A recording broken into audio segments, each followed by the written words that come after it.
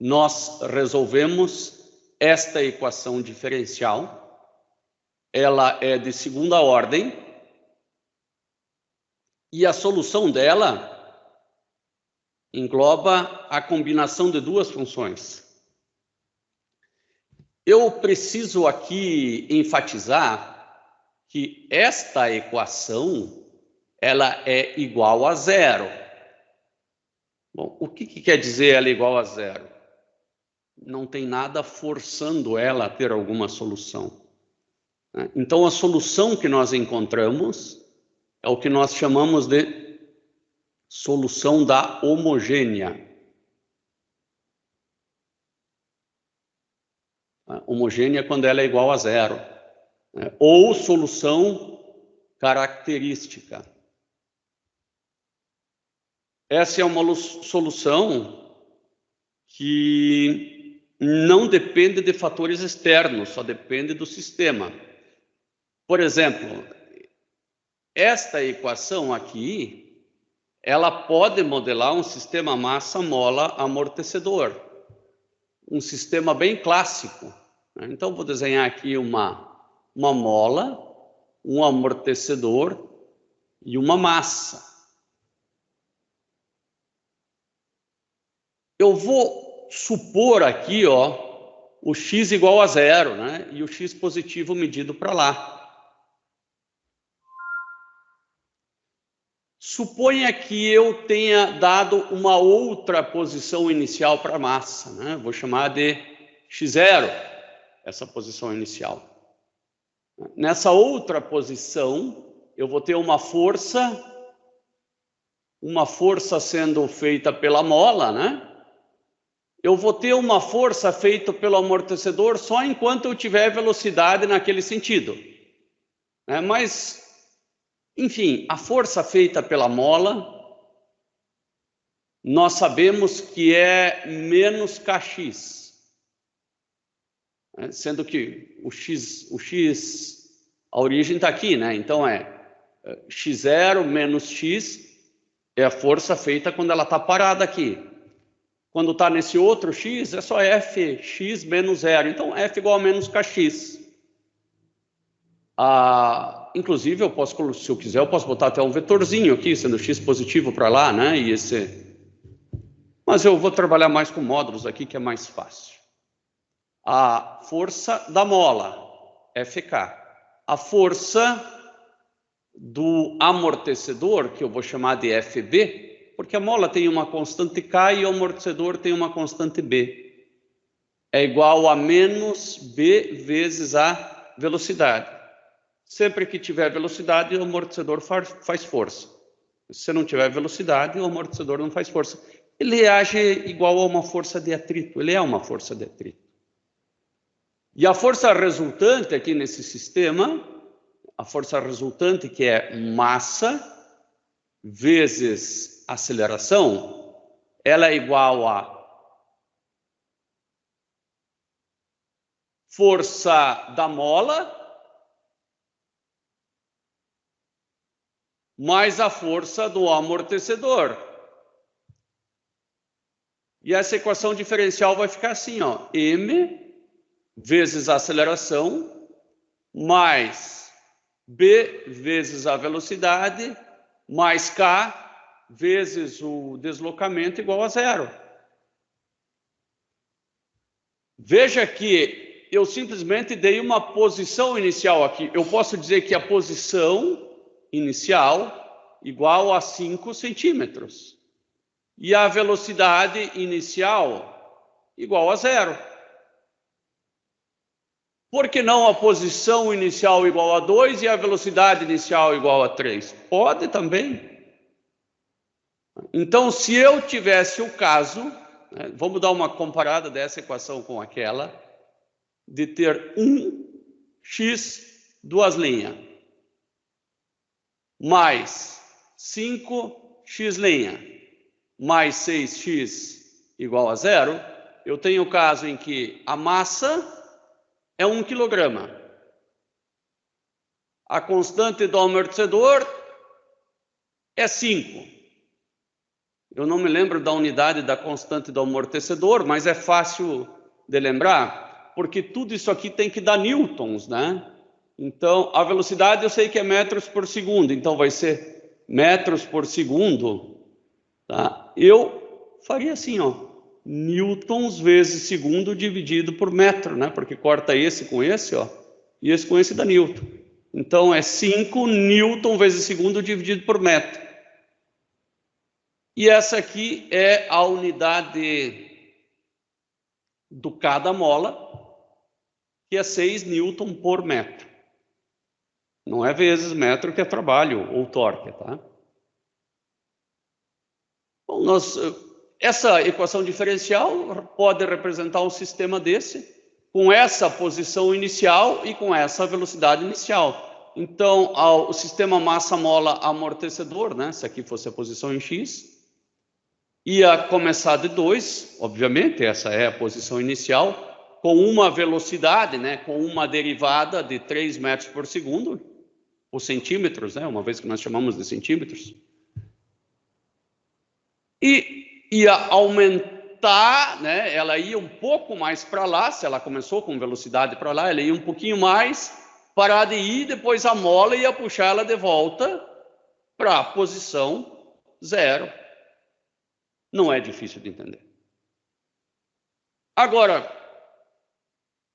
se o meu amortecedor fosse menor, talvez eu tivesse uma outra situação. Vamos analisar a mesma situação, já que eu sei que é MBK, vamos analisar aqui, ó, quando M igual a 1, B igual a 1 e K é 9,25, tá? Sistema massa-mola-amortecedor.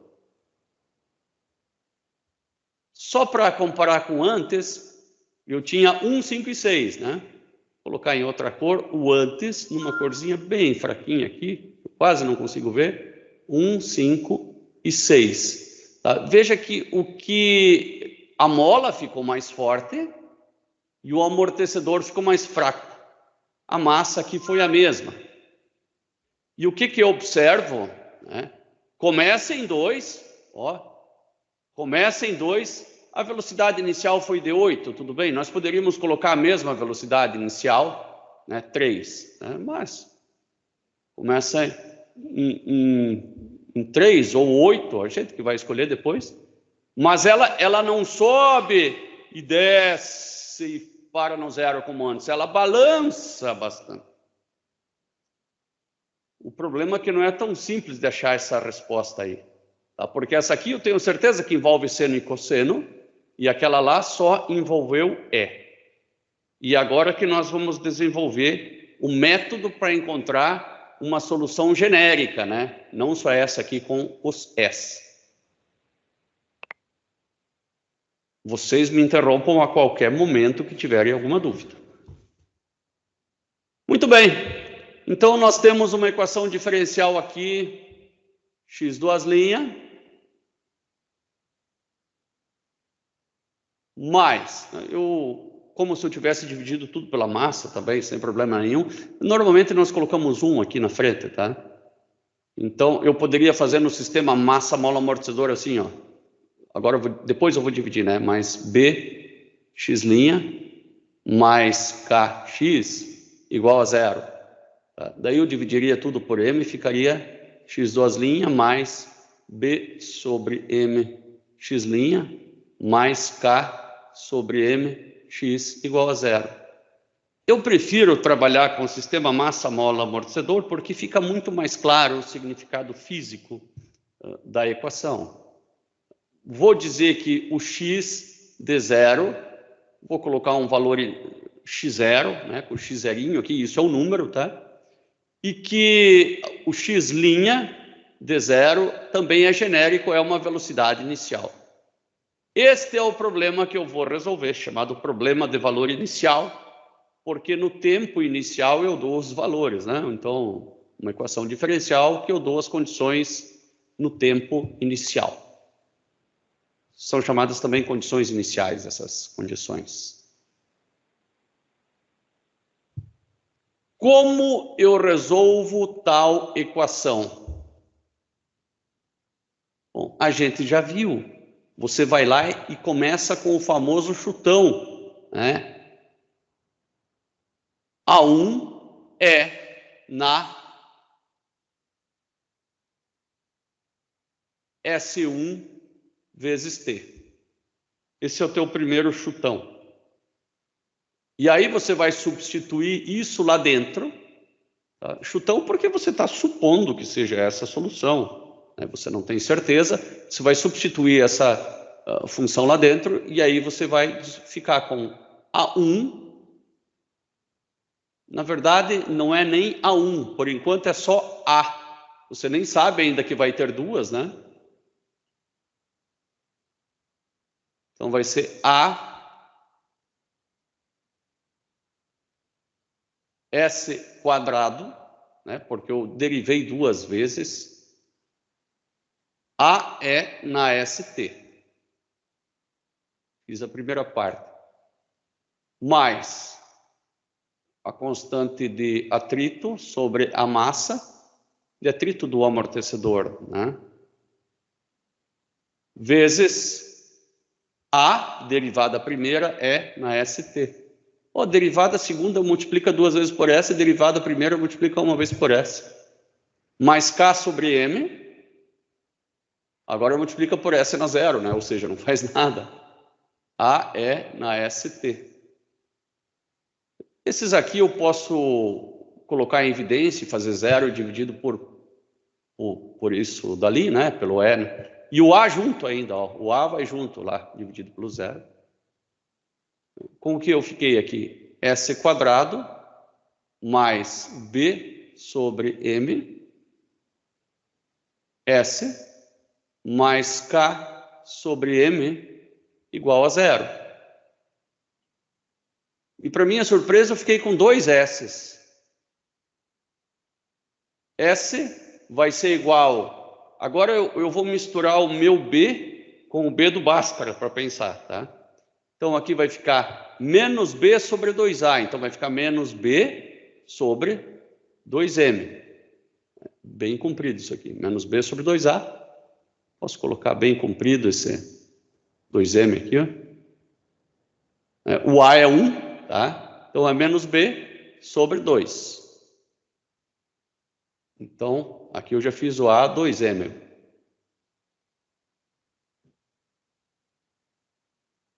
Menos B sobre M. Tudo isso aqui sobre 2. Pode falar. Por que ali você cortou dois As? Se em toda a equação você cortou um A só. Na primeiro argumento ali, AS ao quadrado, AST. Porque está errado. Esse A aqui não existe.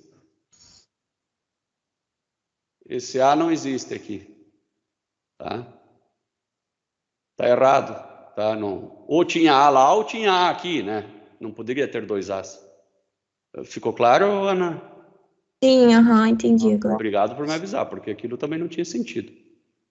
Mais ou menos raiz quadrada de B quadrado, né, onde o B é B sobre M, B quadrado, menos 4A vezes C.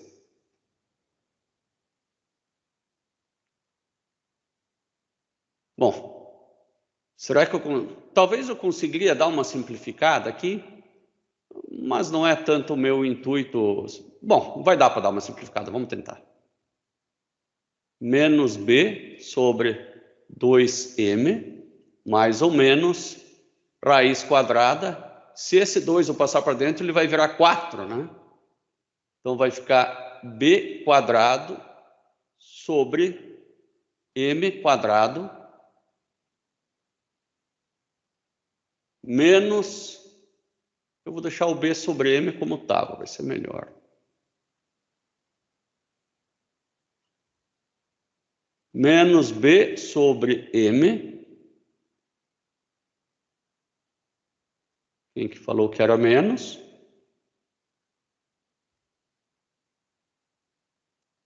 Menos 4K sobre M sobre 4.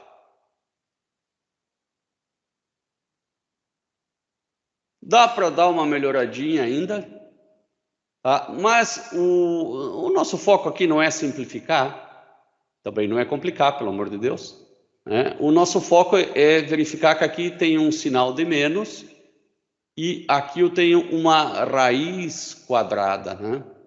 Então, eu vou ter três situações, né? Uma que esse delta é maior do que zero, que é o que nós já resolvemos, né? Daí eu vou ter, quando o delta for maior do que zero, eu vou ter um S1 diferente de S2, né? E ambos pertencentes aos reais.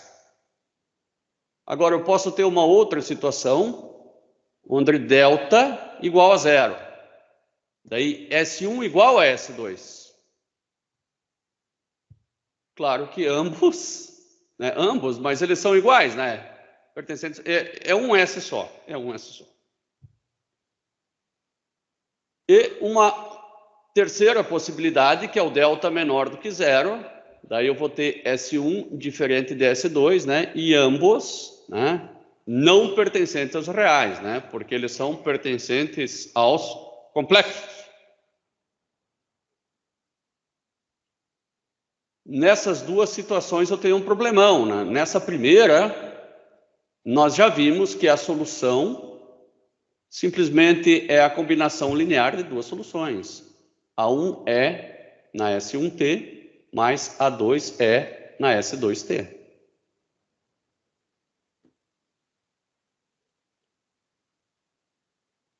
Bom, vamos primeiro para aquilo que aparentemente é mais difícil, e se forem complexas.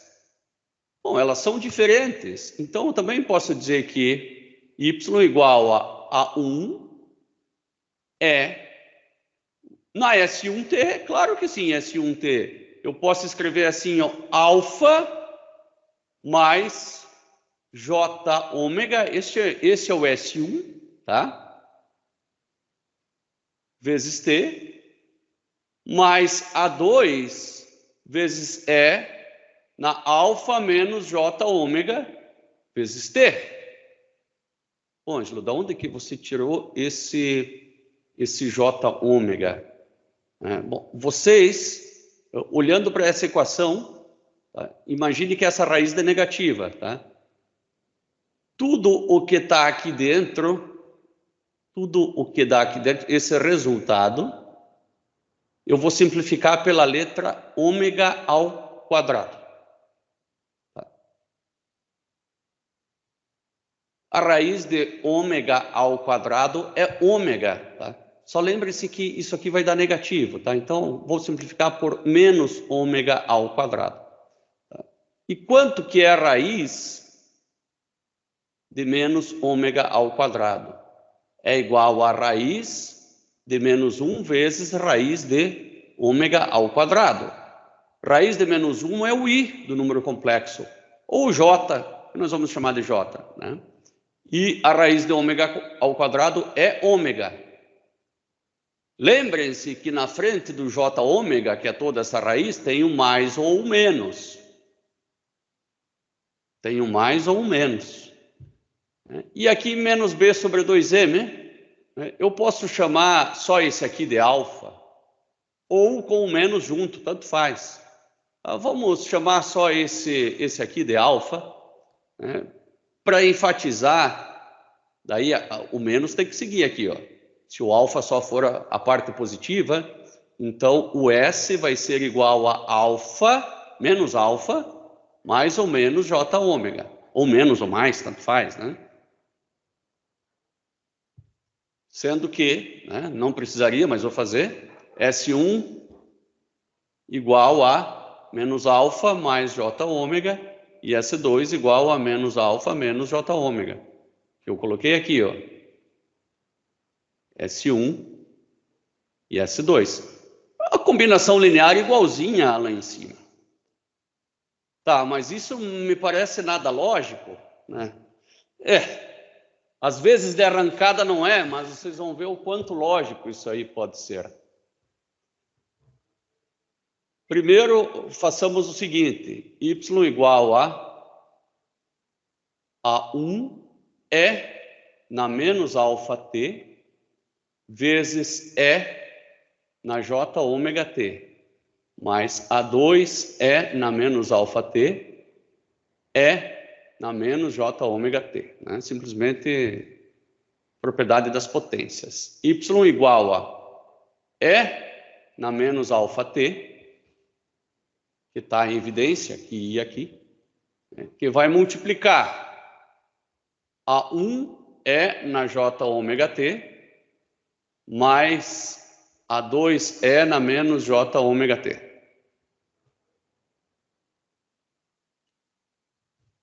Isso aí já começou a me dar uma luz, tá?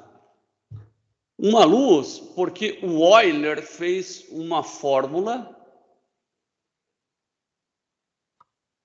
que diz, ele deduziu, né, que na J ômega T é igual a cosseno de ômega T mais J vezes o seno de ômega T. Ele comparou o E na J alguma coisa com cosseno e seno.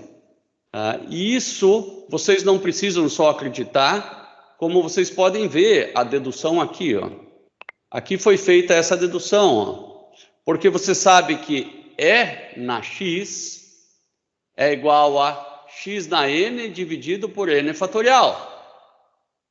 Se no lugar do X você colocar IX, né, então você coloca I aqui e I aqui, só vai ter que botar parênteses. Aí continua a mesma coisa.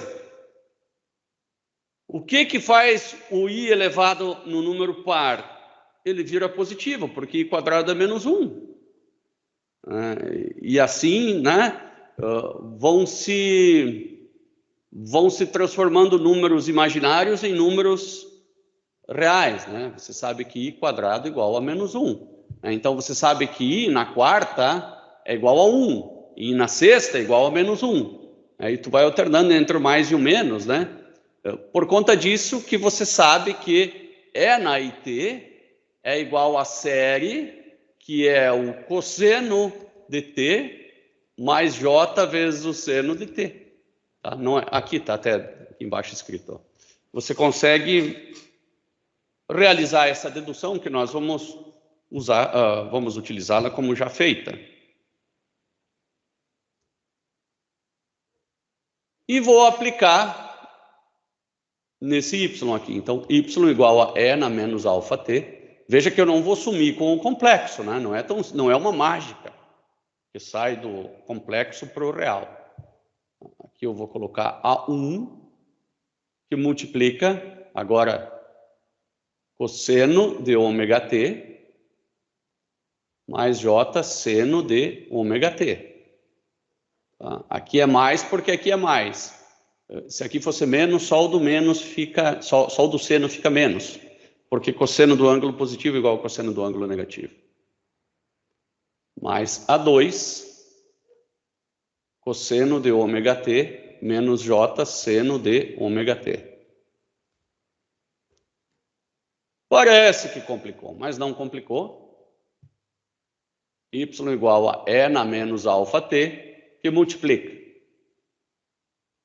Bom, vou pegar tudo que é número real e vou colocar junto, inclusive com outra cor. Tudo que é real é o quê? É cosseno, tudo que multiplica é o cosseno. Né? Então, vou escrever aqui cosseno de ômega T, que multiplica A1 mais A2. Tudo que é imaginário eu vou colocar junto. Seno de ômega T, né, que multiplica A1 menos A2. Porque o seno aqui tem esse menos aqui, ó.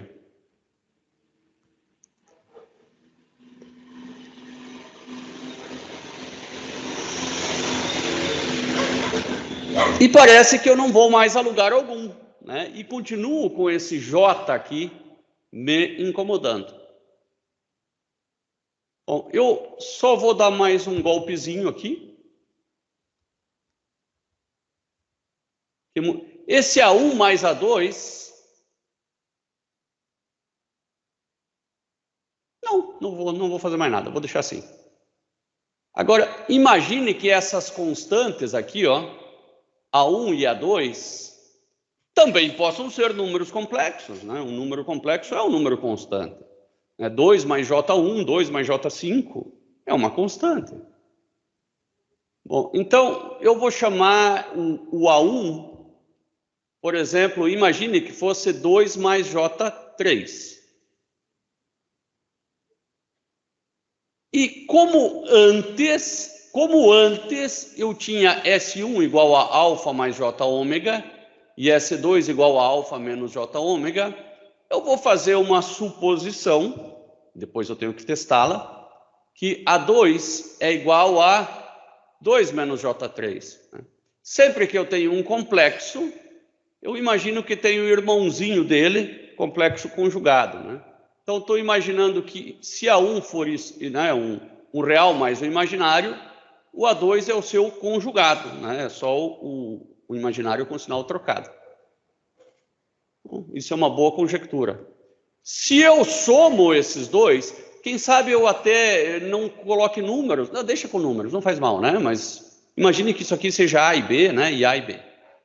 Agora eu vou fazer primeiro A1 mais A2. Né? A1 mais A2, veja que os imaginários se cancelam, dá 4. Beleza. E se eu fosse fazer A1 menos A2? Será que eles também se cancelam?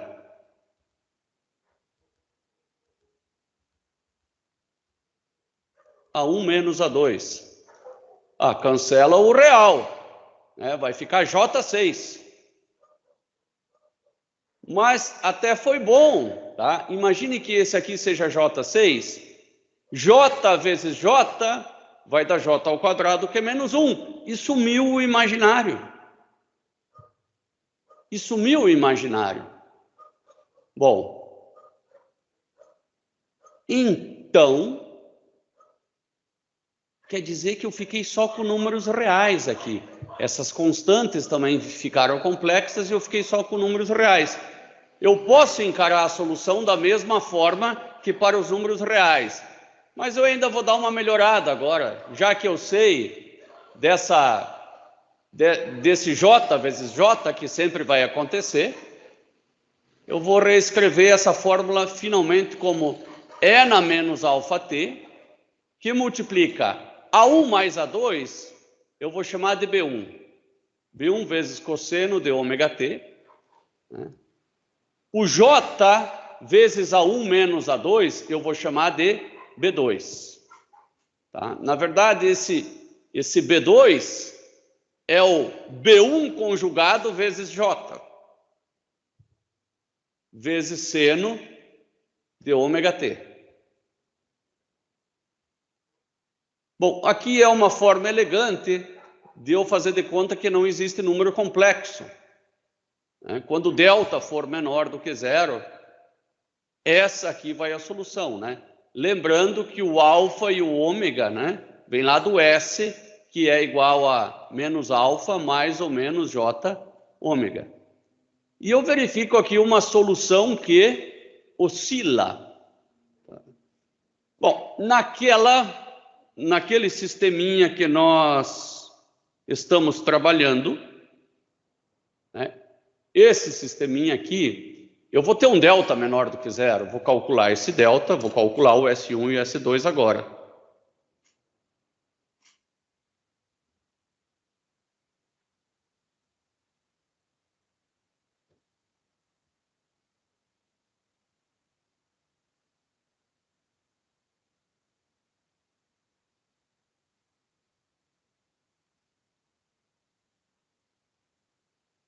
Nem sempre que vocês colocam, agora eu vi, não entendi essa última parte, claro que posso, do B1 e do B2. Eu tinha, nem sempre eu vejo aqui os chats, tá? Quando eu não respondo ali é porque eu tenho escutado mais do que lido. Essa última, de fato, vamos lá então. Aqui, ó.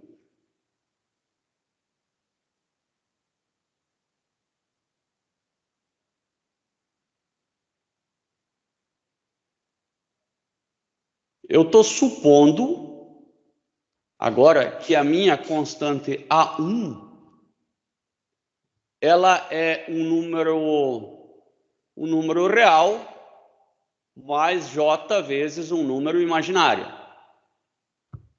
E esse real imaginário acho que não ajudou muito, né? Vamos colocar aqui A mais JB. Esse A e B também já estou cansado dele. Tá? X mais JY também não dá, meu Deus! Então vamos colocar número mesmo, 2 mais J3. Se eu estou supondo que o A1 é um número que tem uma parte real e uma imaginária, porque meu intuito vai ser sumir com o imaginário, então tem que fazer J vezes J. O meu A2, uma boa suposição é que ele seja o conjugado. Por que é uma boa suposição? Porque lá em cima, quando eu calculei os S's, apareceram, né? Eles quase iguais, né? Só muda aquele termo que tem a raiz quadrada por conta do mais ou menos do Bhaskara. Então eu já estou assim, tipo, dizendo, quando tem um complexo, sempre vai ter o complexo e o complexo conjugado. Isso aí já é uma boa suposição. Né? Quanto que é A1 mais A2? Né? Se você somar A1 mais A2, você vai ver que vai dar 4. E se você diminuir A1 de A2, você vai ver que dá menos J6. E esse mais J6. Esse J com esse J vai dar menos 1.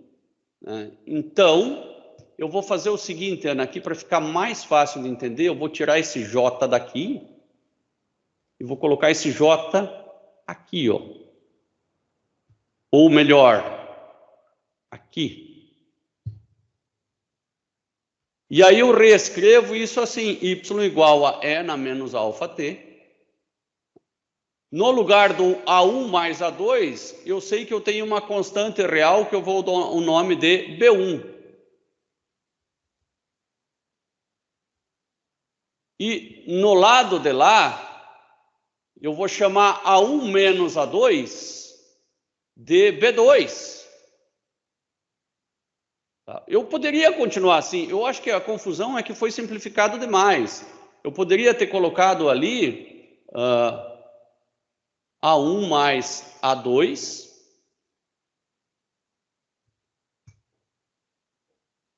cosseno de ômega t mais A1 menos A2 vezes J.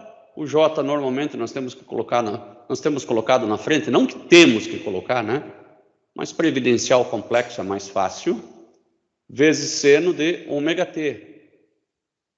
Aí eu chamei esse aqui de uma constante B1 e este daqui com J e tudo de uma constante B2. Eu sei que A1 menos A2 vai dar J alguma coisa. E J vezes J vai dar menos 1, que vai sumir com o complexo. Por isso que eu posso escrever isso aqui como E na menos alfa t, B1 cosseno de ômega t, mais B2 seno de ômega t, né? Onde o B2 assume o J junto com ele. Clareona?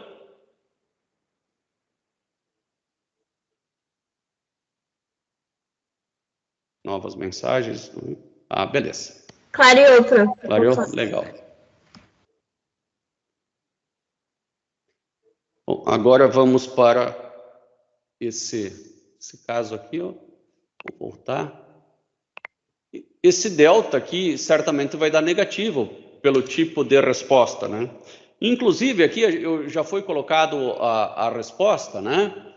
Que deu E na menos alfa t, né? Aqui eu já sei que o alfa é menos 1,5, né? E o ômega é igual a 3, tá? Só fazendo uma inspeção. Mas claro que a gente vai chegar nesses valores, né? Nós vamos chegar nesses valores fazendo S ao quadrado mais 1 vezes S mais 9,25, tudo isso igual a zero. E agora eu vou resolver para S. Então, o alfa deu menos meio e o ômega deu 3. Aí eu já consigo resolver, né? É na menos alfa t vezes cosseno A. Só que eu tenho que colocar o A e o B, né? Então, a resposta vai ser y igual a é na menos alfa t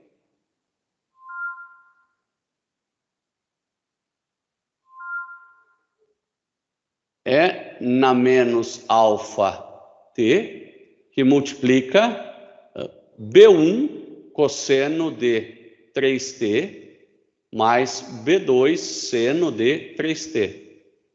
Essa é a solução sem aplicar as condições iniciais ainda. Agora nós temos que aplicar essas duas condições iniciais. Eu vou fazer isso lá no quadro branco.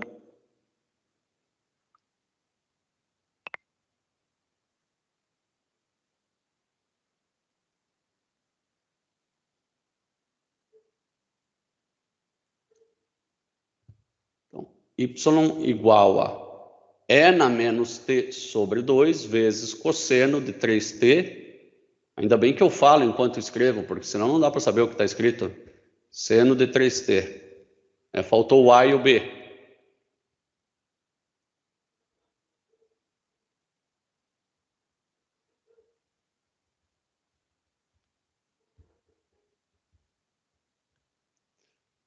Eu tenho que descobrir o... Meu Deus do céu, seu Ângelo.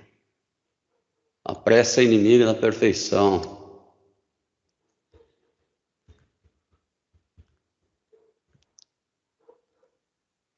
Eu tenho que descobrir o B1 e o B2 a partir das condições iniciais, né? Eu vou calcular a derivada no tempo igual a zero agora. Eu sei que tudo isso aqui em t igual a zero é 2, mas a derivada eu ainda não sei, então vamos à derivada. A derivada é um pouco complicado por causa desse vezes, né? Então vai ser a derivada do primeiro vezes o segundo no tempo igual a zero. A derivada do primeiro vai ser menos meio vezes E na t sobre 2, mas vai ser t igual a zero. Que multiplica tudo aquilo lá no t igual a zero, então vai ser B1. Mais o primeiro vezes a derivada do segundo. O primeiro no t igual a zero é 1, né?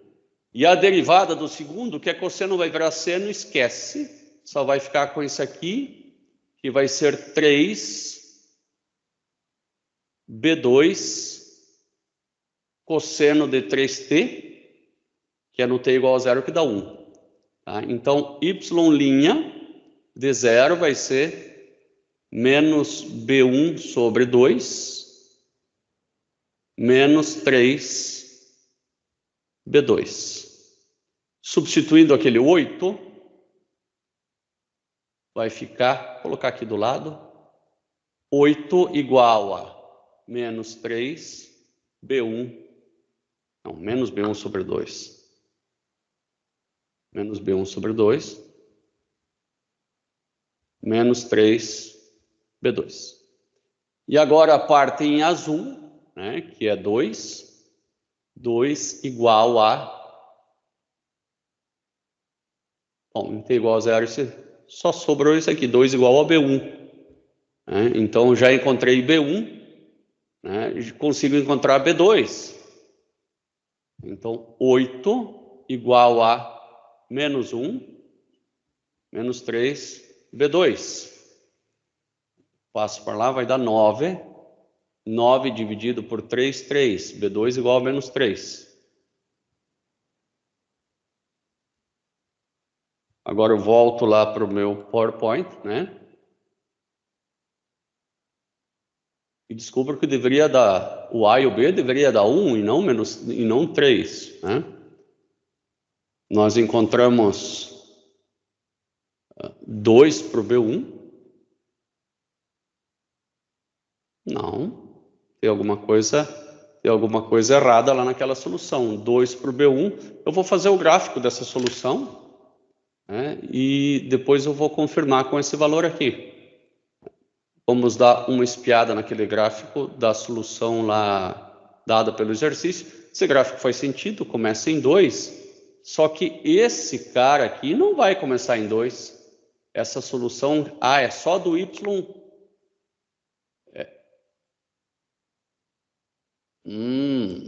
Tinha duas ali.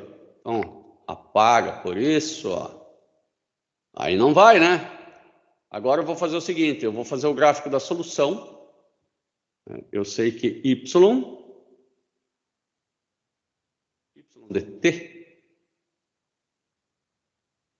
é igual a E elevado na menos alfa t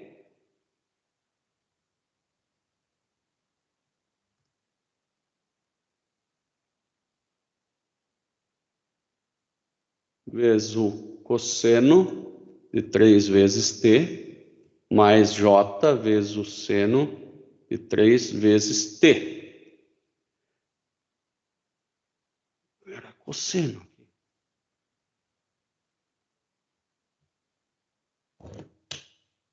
Aqui, esse valor era 2, e esse valor, não tem nada de j aqui, aqui era outro que era menos 3.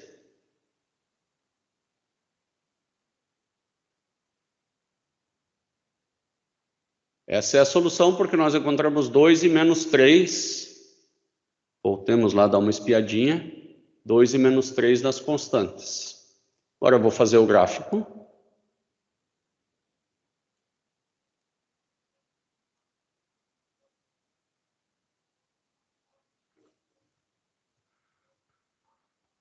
Não faz sentido fazer para o tempo negativo, né? Então, vou começar do tempo igual a 0. Então, um tempo que seja um pouco mais adequado. 2 cosseno, 3 seno. Ele parece que tem uma perturbação estranha aqui. Mas a frequência está a mesma, não deveria. Talvez seja a quantidade de pontos. Vou fazer só até 5. Não.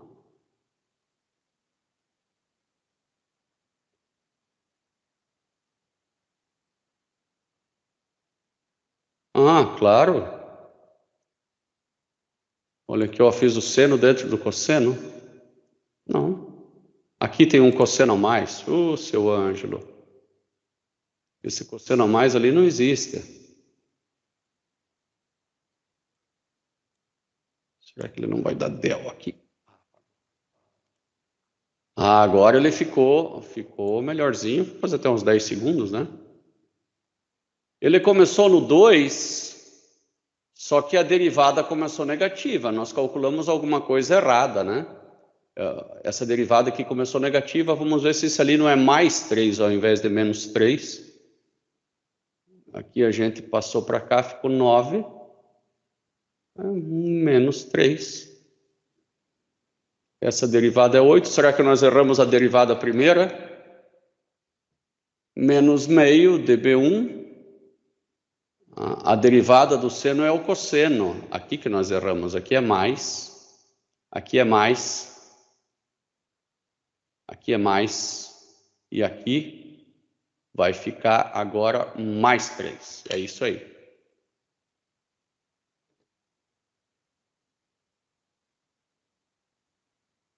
É porque a derivada aqui começou negativa, não faz nenhum sentido. Então, mais 3. Agora sim, nós temos a nossa solução, né? Começando com a derivada 8, né? Eu tenho que calcular a derivada para ver se ela vai dar 8, né? Mas deveria ser 8. Pelo menos eu vejo que é positiva, né? Vamos calcular essa derivada aqui, ó. A gente, na verdade, já calculou, né? Mas eu vou fazer novamente. Só que agora via software.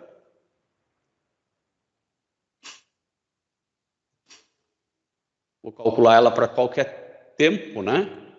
De y dt e não dt dt, né? Dt dt, obviamente, é 1. Né? E de y dt agora vai ser essa função que eu até seria interessante eu graficá-la, não? Então, vou colocar a derivada, copiar isso aqui. Às vezes, devido à escala, elas não ficam bem no mesmo gráfico. E aqui não deu certo, eu vou ter que chamar isso aqui de uma função antes para dar certo. Eu vou chamar essa função de d derivado do tempo. Igual. Esse d dt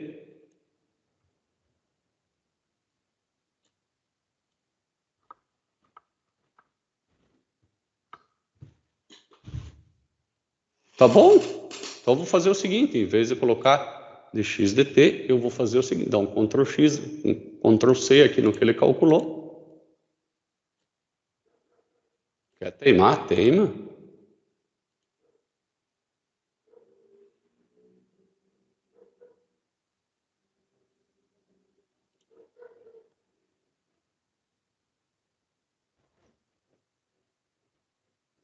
É uma boa pergunta. Por que não deu certo ali? Bom, eu vou calcular primeiro a derivada no tempo igual a 8 e depois a gente faz esse gráfico. No tempo igual a 0. D de 0, 8. Né? É o que a gente esperava mesmo, tá certo. Agora, por que essa aqui... Por que ele não está fazendo esse segundo gráfico?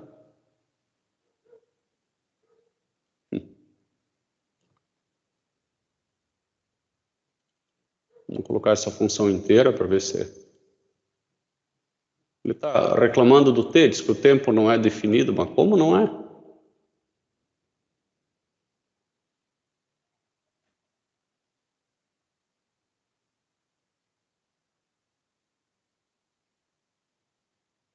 Vou apagar essa primeira e só vou fazer a segunda.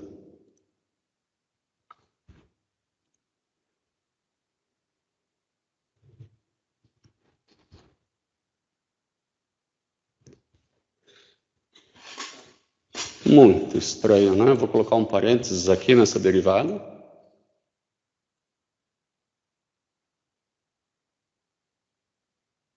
Bom, então, vou fazer assim, o d de x, coloca x.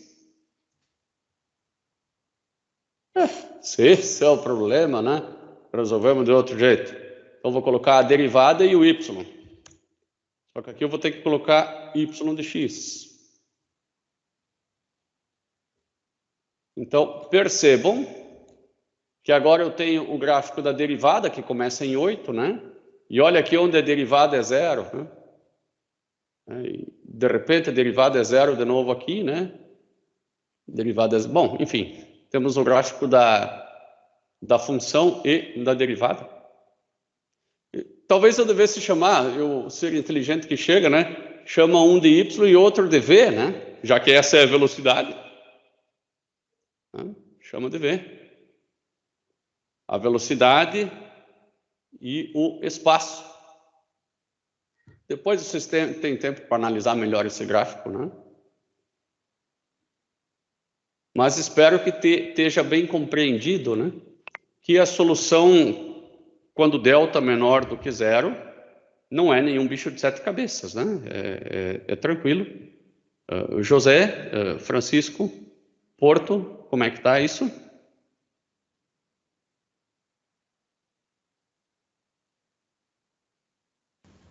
Tá tudo certo, professor? Tudo certo? Legal. O Francisco e o Porto também gostaria... o Francisco escreveu, o Porto também escreveu. Eu respondi no chat aqui. Isso. Sim. Bom, vamos agora à última opção, né? Que era quando as soluções eram iguais. Talvez seja a mais... Não é a mais difícil de entender, né? Então, tinha o delta maior do que 0, o delta menor do que 0, que se resolve basicamente da mesma forma, né? Só que é mais fácil você meio que saber que usa essa outra aqui, né? Cosseno e cosseno. Mas é a mesma forma. É a combinação linear de dois vetores complexos. Agora, quando delta dá igual a 0, eu tenho um problemaço. Porque como a equação é de segunda ordem, ela precisa ser a combinação linear de duas funções.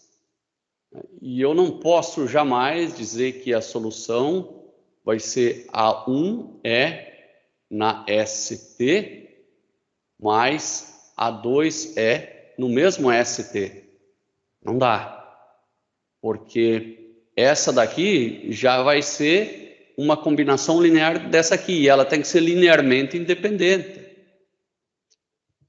Agora vem a sacada, né? Eu tenho que somar dois vetores ou duas funções linearmente independentes. E a pessoa pensou o seguinte, bom, se eu não posso fazer isso, apagou isso aqui, apagou esse 1, que não faz sentido nenhum, né? Só tem um A. E pensou. Bom, eu vou chamar esse A, de um A dt. Não vai ser mais constante. Eu vou fazer ele vezes E na ST. E vou ver no que vai dar. Tá? Como assim vou ver no que vai dar? Bom, você tem a tua equação diferencial que tem primeira e segunda derivada. Daí ele disse, vou calcular a primeira derivada desse treco aqui, né? Y' vai ser... Bom, agora não vai ser só baixar o S, né? Vai ser a derivada do primeiro. Então vai ser... Quando eu escrever a linha, né, vocês já saibam que é... Bom, vamos colocar a linha dt, não custa, né?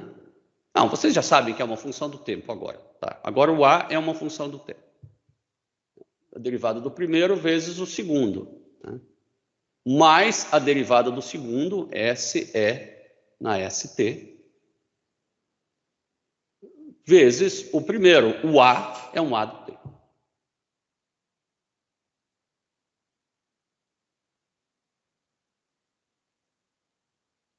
Imagino que eu vá agrupar isso, pode ajudar, não sei. Vou colocar E na ST, que multiplica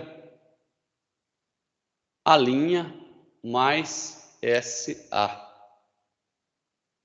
Tudo a ver, né? A linha com o S multiplicando A. Coisa interessante isso, né?